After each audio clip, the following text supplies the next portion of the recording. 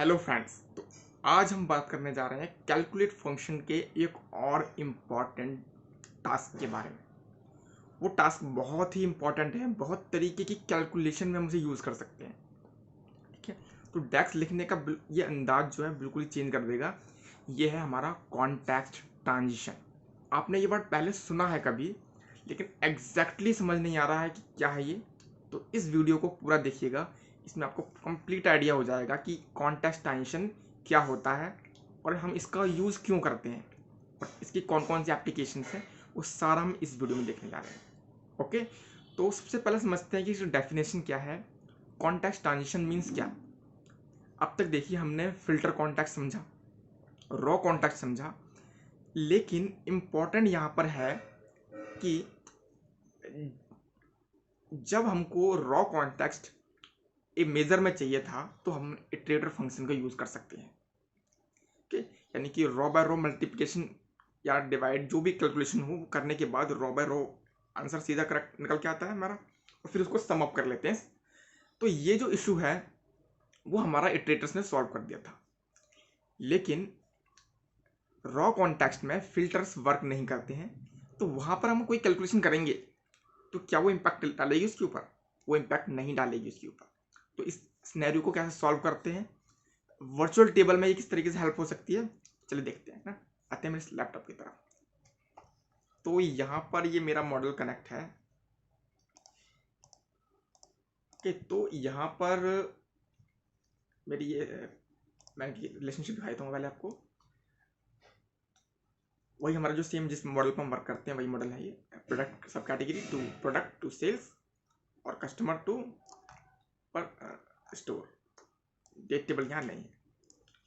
Okay, तो सबसे पहले मैं यहाँ पर आता हूँ प्रोडक्ट कैटेगरी में। ओके, अब इस प्रोडक्ट कैटेगरी में मुझे सेल्स अमाउंट कैलकुलेट करनी है कि हर कैटेगरी के आगे सेल्स अमाउंट आ जाए टेबल के अंदर। ओके, तो ये मैं बाहर तो इजीली कर सकता हूँ सिंपल। अगर मैं यहाँ पर बाहर जाता हूँ और इसकी जगह मैं प्रोडक्ट कैटेगरी डालता हूँ यहाँ पर, तो प्रोडक्ट कैटेगरी मैंने यहाँ पर डाल दी है और ये नेम रिमूव करता हूँ।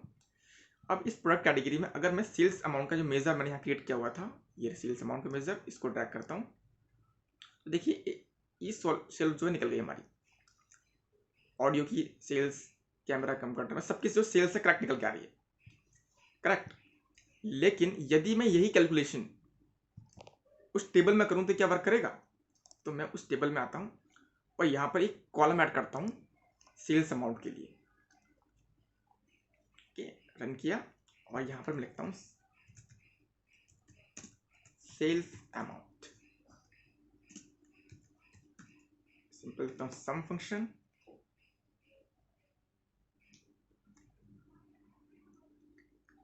चलिए यहाँ पर कोई एक कॉलम नहीं है मेरा सेल्स का, तो कोई बात नहीं, मैं यहाँ पर सेल्स टेबल का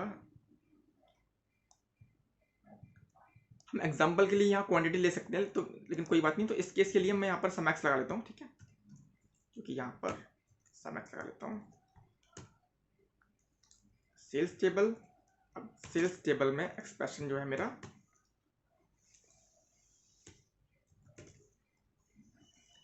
सेल्स क्वांटिटी की मल्टीप्लाई मुझे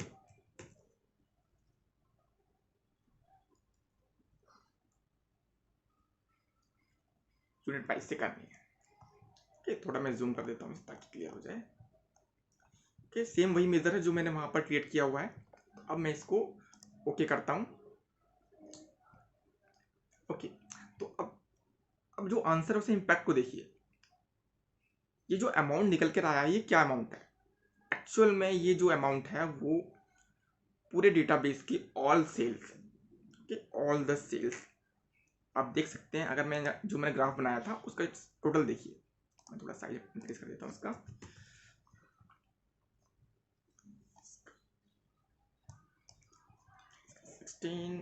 okay, now it is okay. देखिए इसका ग्रैंड टोटल में डालिए ज़रा, जो इसका ग्रैंड टोटल है वो कितना अमाउंट है। ओके, तो ये जो ग्रैंड टोटल है ये अमाउंट का, यही अमाउंट है हमारा यहाँ पर ये जो फिगर है, ये फिगर। Okay clear. तो यानी कि ये यहाँ पर हर जगह क्यों आ रही है, तो आपने कभी नोटिस किया होगा जब ये सेल्स यहाँ पर जब ऑल फंक्शन लगाते हैं हम, तो ये सभी सेल्स बिल्कुल आती है, एक जैसी आती है दोनों जगह। तो रीज़न क्या होता है, रीज़न ये होता है वहाँ पर फिल्टर इफेक्ट नहीं डाल रहा होता।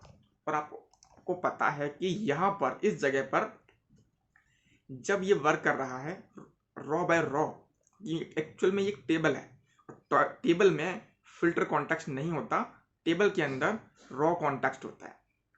क्या, तो रॉ कॉन्टेक्स्ट एक्टिव होता है, फिल्टर कॉन्टेक्स्ट यहाँ पर नहीं एक्टिव होता। तो इस केस में ही ये आंसर सभी डुप्लीकेट्स आ रहे हैं, इसमें डुप्लीकेट्स नहीं कहेंगे, ये सभी आंसर टोटल सेल्स आ रही हैं। टोटल सेल्स मीन्स वो स्लाइस नहीं हुई है, वो कैटेगरी वाइज ऑडियो, टीवी और ऑडियो और ये कंप्यूटर, सेल फोन, इसके हिसाब से स्लाइस नहीं हुई है सेल्स, वो फुल सेल्स है, उसको डिवाइड नहीं किया गया है। तो यहाँ पर यानी कि रॉ कॉन्टेक्स्ट है और मुझे फिल्टर कॉन्टेक्स्ट चाहिए। क्यों, क्योंकि जब मैं इसको फिल्टर कॉन्टेक्स्ट में ट्रांसफर करूँगा तो ये ऑटोमेटिकली सेल्स क्रिएट हो जाएगी, जैसे कि मेरा बाहर यहाँ इस चार्ट टेबल में आ रहा है। ओके, तो क्या करना होगा मुझे इसके लिए, तो सेम अभी मैंने स्टार्टिंग में बताया था, कैलकुलेट हमारा एक अनदर परफॉर्म करता है कैलकुलेशन। वो क्या है, वो रॉ कॉन्टेक्स्ट को इक्विवेलेंट फिल्टर कॉन्टेक्स्ट में ट्रांसफर कर देता है। मतलब एक्चुअल में रॉ कॉन्टेक्स्ट को फिल्टर में ट्रांसफर करने को ही हम कॉन्टेक्स्ट ट्रांजिशन कहते हैं, रॉ कॉन्टेक्स्ट को फिल्टर में ट्रांसफर करने को। तो मैं सिंपल क्या करूंगा, यहां पर कैलकुलेट फंक्शन यूज करूंगा और कैलकुलेट बंद कर दूंगा।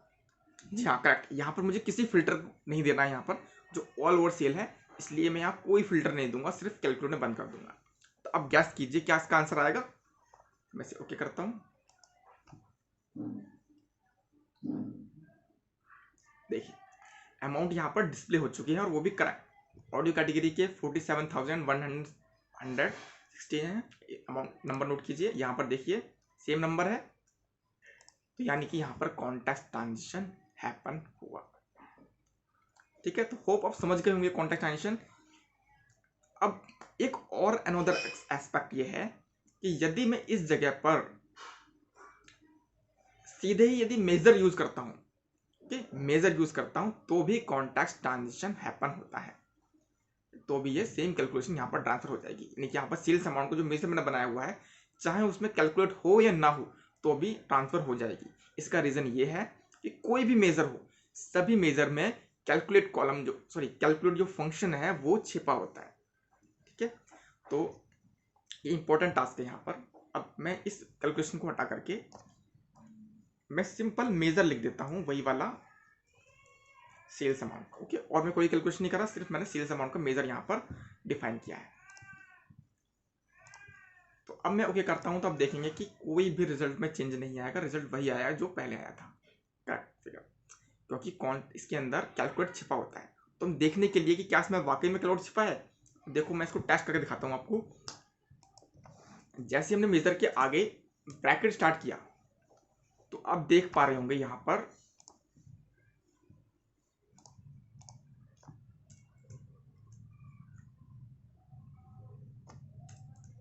देखिए, जैसे ही मैंने स्टार्ट किया तो देखिए यहाँ पर फिल्टर, फिल्टर 2, फिल्टर 3, फिल्टर 4, देखो इस तरीके से आ रहा है।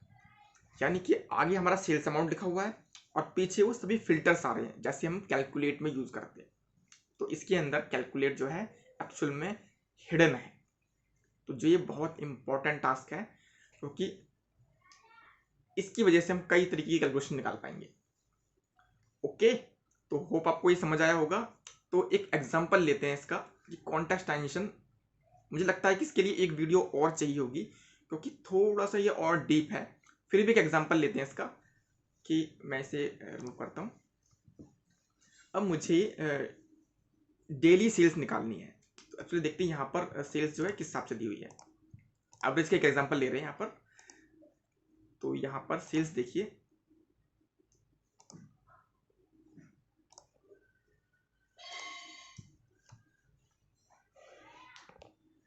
हाँ देखिए एक लाइन इसकी क्या बोल रही है, एक लाइन इसकी,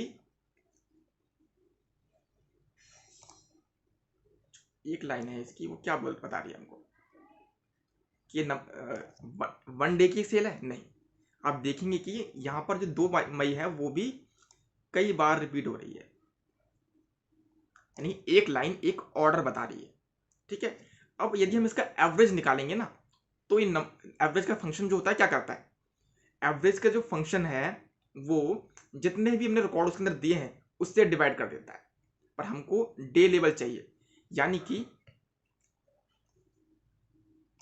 अगर मैं इस यूनिट कॉस्ट का एवरेज निकाल रहा हूं यहां से लेके यहां तक, तो इन सबको सम करके डिवाइड किया जाएगा 4 से, पर एक्चुअल में से डिवाइड किससे करना है, 1 से, क्योंकि यहां पर एक ही डेट है। यदि मैं डेली एवरेज चाहता हूं तो ये कैलकुलेशन जो है हम कॉन्टेक्स्ट ट्रांजिशन की हेल्प से करेंगे। कैसे कर सकते हैं देखते हैं। अब देखो सिंपल, मैं सबसे पहले समझता हूं, यदि मुझे डेली एवरेज निकालना है, ओके, मैं यहां जाता हूं, अब मैं सिंपल एवरेज फंक्शन लिखता हूं। ओके, तो मैं यहां पर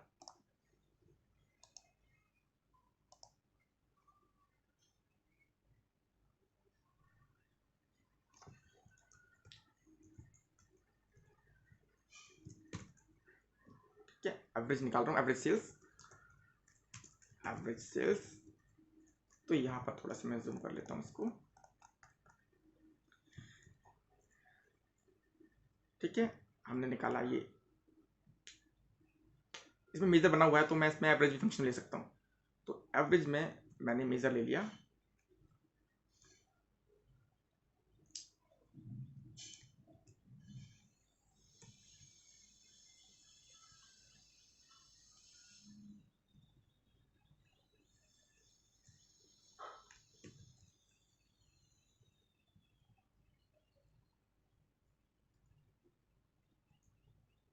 सॉरी,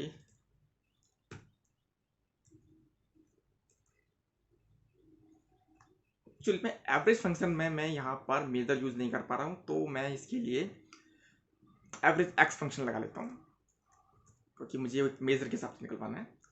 तो एवरेज एक्स फंक्शन हो गया। मैं टेबल लेता हूँ सेल्स, ओके, और यहाँ पर एक्सप्रेशन डाल देता हूँ, वही मेजर जो मैंने क्रिएट किया था। ओके, और करता हूँ। अब देखिए यहाँ पर ये एवरेज सेल्स आ जाएगी मेरी।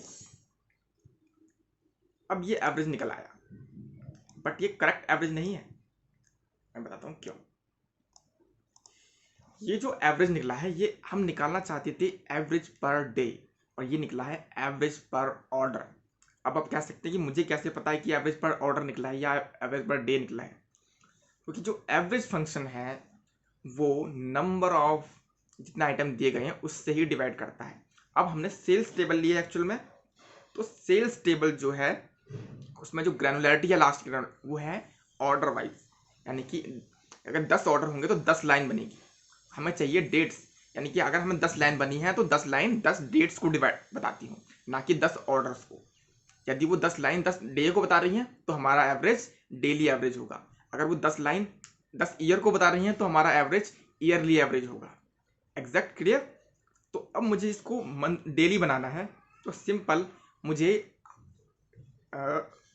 डेट वाइज सेल निकालनी होगी। डेट सेल 1 तारीख की सेल, 2 तारीख की सेल, 3 तारीख की सेल, इस तरह से निकालनी होगी, और फिर उसका एवरेज निकालेंगे तो वो नंबर ऑफ डेज से है वो डिवाइड हो जाएगा। ओके, तो इसके लिए मैं क्या करूंगा, इसी एवरेज फंक्शन में जाऊंगा और सेल्स टेबल की जगह मैं लूंगा यहां पर क्या चीज, वैल्यूज ऑफ डेट कॉलम। यहां पर डेट टेबल नहीं है तो इसके लिए फिर भी हम यहां पर बना सकते हैं ऑर्डर डेट की वैल्यूज, और इसे करते हैं हम रन। अब नंबर्स पर नोट कीजिएगा, नंबर्स हमारा 112 आ रहा था पहले, अब आ चुका है 759, जो कि करेक्ट हमारी सेल्स है एवरेज की। अब देखते हैं इसको सिंपल कैसे कर सकते हैं। अब यहाँ क्या हुआ, मैंने वैल्यूज क्यों लगाया, एक्चुअल में वैल्यूज ने उस डेट फील्ड की सिंगल वैल्यूज मेरे सामने रख दी, सेम इस तरह से, किस तरीके से, 1 तारीख, 2 तारीख, 3 तारीख और 4 तारीख। ओके, अब इसके आगे मैंने मेजर लगाया है। ओके, तो क्या होगा, कॉन्टेक्स्ट ट्रांजिशन हैपन होगा और ये सेल्स इस 1 तारीख की निकल कर यहाँ आ जाएगी। ओके, इसी तरीके से यहाँ 2 तारीख की सेल आ जाएगी, यहाँ पर 3 तारीख की सेल आ जाएगी और यहाँ पर 4 तारीख की सेल आ जाएगी। ओके, तो अब ये अब इस टेबल का मुझे एवरेज निकालना है, तो इस टेबल के एवरेज में क्या निकला जाएगा, इस टेबल के एवरेज के लिए अब इन सबको सम किया जाएगा, इस अमाउंट को। ओके, सम किया जाएगा, तो ये जो कि सम हो गया, और एवरेज इसको नंबर ऑफ डेज से डिवाइड करेगा। नंबर ऑफ डेज कौन से हैं, ये नंबर ऑफ डेज कितने हैं यहाँ पर, नंबर ऑफ डेज 4 से डिवाइड करेगा। अब 4 क्या है, डेज है, तो एवरेज किसके हिसाब से निकला, डेज वाइज। तो यानी कि सेल्स जो ये है डेज वाइज निकली है। तो ये एक एग्जांपल है कॉन्टेक्स्ट ट्रांजिशन का। इसके अलावा बहुत सारे एग्जांपल्स भी हो सकते हैं इसके, बट कॉन्टेक्स्ट ट्रांजिशन क्या होता है ये आपने समझ लिया। इस वीडियो कम से कम 2 बार देखिएगा और प्रैक्टिकली सिस्टम ऑन करके देखिएगा, तब ताकि जाके उससे आप भटक ना जाएं और एक्चुअल में प्रैक्टिस कर सकें अगर सीखना चाहते हैं तो।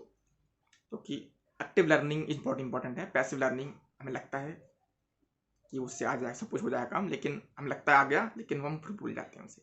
तो प्रैक्टिस इज इंपॉर्टेंट है। ओके, तो इस वीडियो के इतना ही। नेक्स्ट वीडियो में इस आगे की चीज़ पर डिस्कशन करते हैं। Okay, thank you.